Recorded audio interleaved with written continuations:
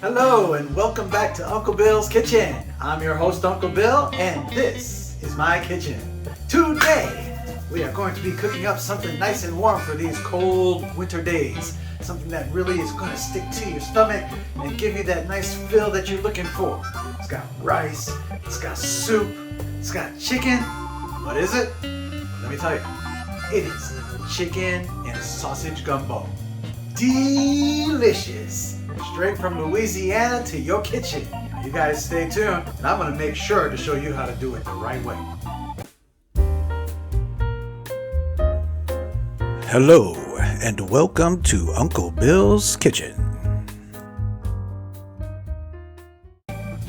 Alright, first thing we need to do is start off with our onion. We're going to remove the bottom and the top, slice down the side and pull off the peel, and then we're going to go ahead and dice this up. I like to dice it up by cutting a couple slits down the middle and then chopping just like you see here.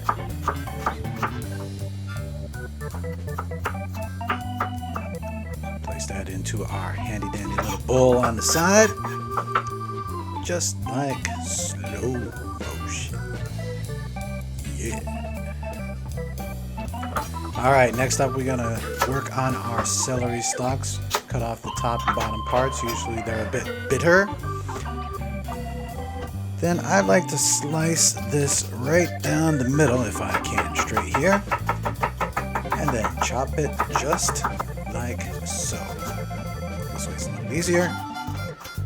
Chop, chop, chop.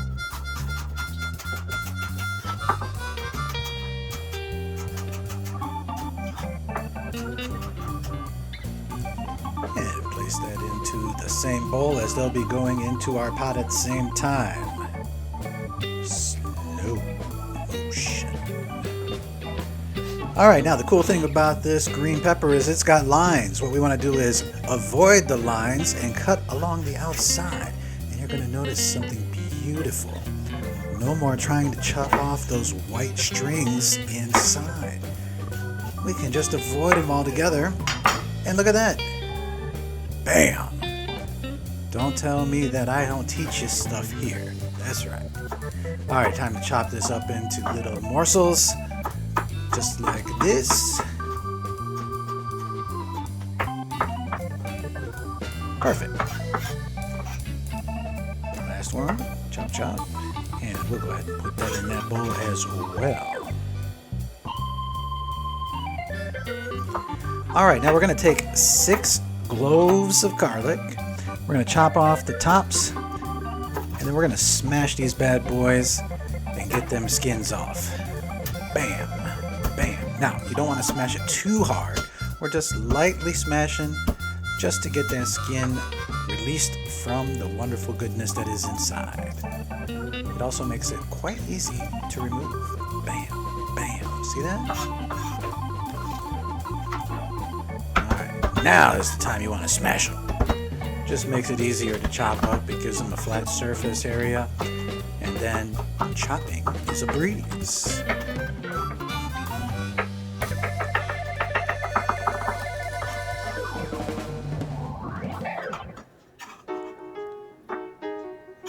Perfect. Alright, we've got our andouille sausage and we're going to cut these into 1/4-inch pieces. If you don't have andouille sausage available for yourself, just use any smoked sausage that you can find at your local grocery store.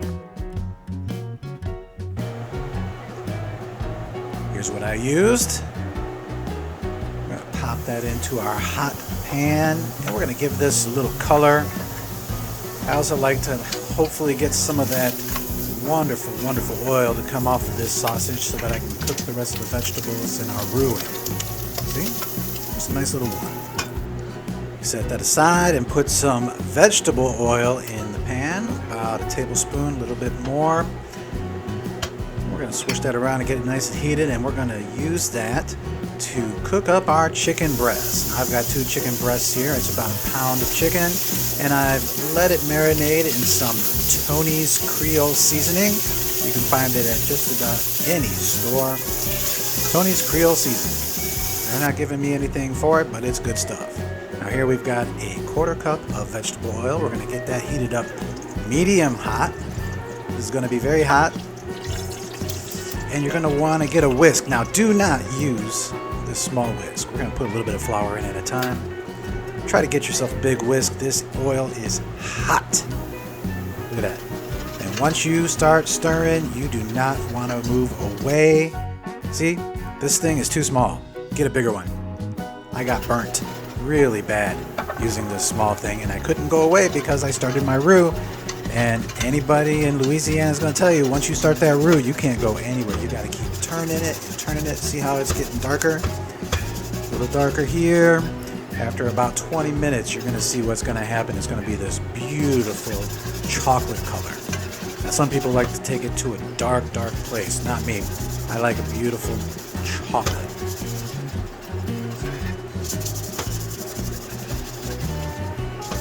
Remember, we want to keep this moving. Do not want to let this burn. It's going to burn us, but it doesn't need to burn in the pan. I keep turning this pan because it just makes it easier for me to stir because of this small whisk I'm using.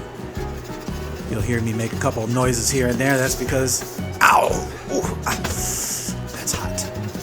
All right, yep, I just burnt my thumb and hand. Got a nice little blister, but that's all right. Once we've gotten to chocolate, we're gonna put in our Mirepoix, all right, and get that nice and sweated down, maybe 3 to 5 minutes. Then we're gonna add our garlic in after. Reason being, garlic actually burns quite fast. And so by letting the Mirepoix go in first, it cools the pan down a little bit, and then by adding the garlic in after, it just allows that garlic to release its aroma and beautiful smells. Now we're gonna start slowly adding that chicken broth in. Just a little bit at a time. You don't want your roux to start clumping up. By slowly adding it in, you're going to ensure that it incorporates properly, just like you see here. We're using 32 ounces of chicken stock here. And we're going to just mix that in nicely. We're going to salt and pepper to taste. Remember, just add a little bit in now. You want to taste it later when it's reduced, as that flavor is really going to become stronger. And you can always add more salt later, but right now we just need a little bit. Now we're going to add a little bit of thyme. Here is about a 1/4 teaspoon. And we're going to add 3 bay leaves. Get that nice and incorporated. And then once we do bring that back to a small boil, we're going to add our meats back in. No need to chop up the chicken. By the time it's done cooking, that stuff's going to be falling apart. You'll see. All right, we've got it back to a simmer. We're going to cover that bad boy for 3 hours. Let's get our rice ready.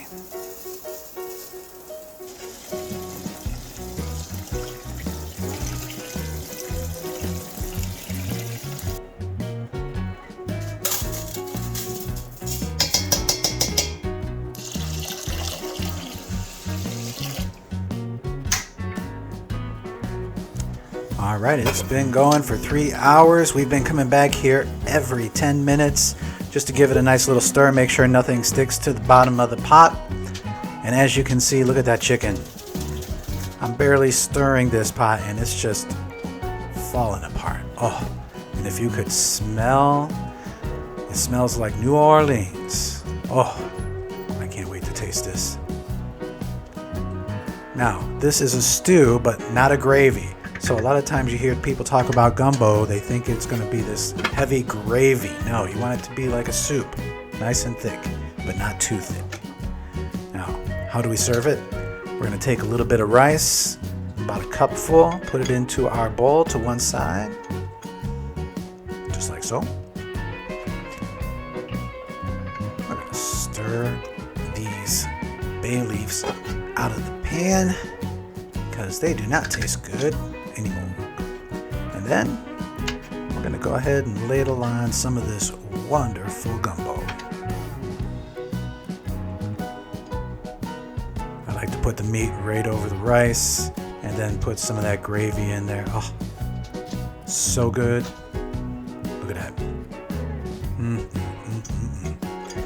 Don't forget to cut up some green onions and place them on as well, and you have yourself a beautiful chicken and sausage gumbo. Oh, this was easy. This was fun. Again, the only downside is make sure you don't get burned. Beautiful. All right, this smells amazing. I can't tell you how excited I am to try this. Oh, the andouille sausage looks beautiful. The chicken just broke up. It's just perfect. Let's give it a taste.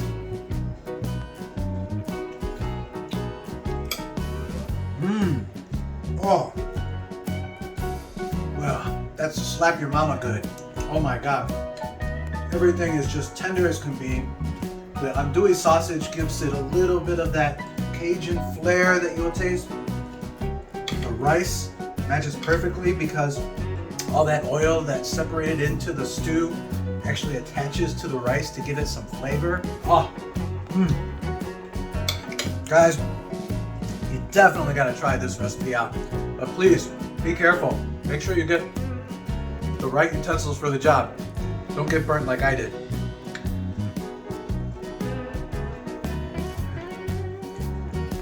Thank you for coming.